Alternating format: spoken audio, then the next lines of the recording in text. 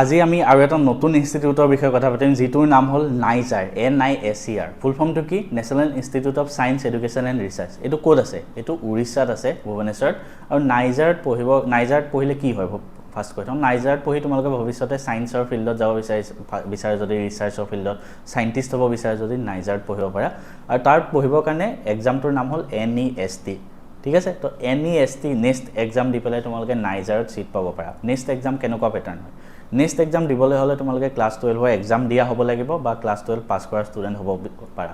class 12ত তোমালোকৰ minimum 60% marks পাব লাগিব ঠিক আছে তেতিয়াহে নেক্সট এক্সাম দিব পাৰা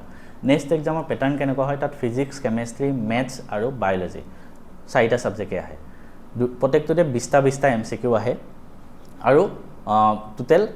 20টাকৈ টোটেল 80টা হ'ল কিন্তু টোটেল 60টাৰহে যোগ হয় মানে কি ফিজিক্স কেমেষ্ট্ৰি মেথছ বায়'লজি এই চাৰিটাই তোমালোকে এটেম্প কৰিব পাৰা বাট তোমালোকৰ যোন তিনিটাত চবতকৈ বেছি মাৰ্কছ পোৱা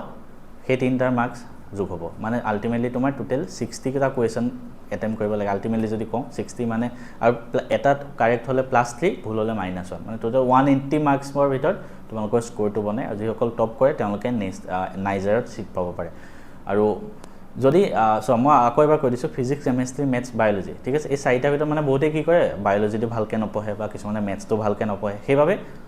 তিনিটা এটেম্প কৰিলে হ'ল যোন তিনিটাত তোমালোকে বেছিকৈ পাৰা তাৰ পৰা তোমালোকে নেক্সট এক্সাম দি আৰু বহুত বেছি পঢ়িব লাগিব ইয়াৰ বাবে আৰু তেতিয়া তোমালোকে নাইজাৰত ছিট পাই ভৱিষ্যত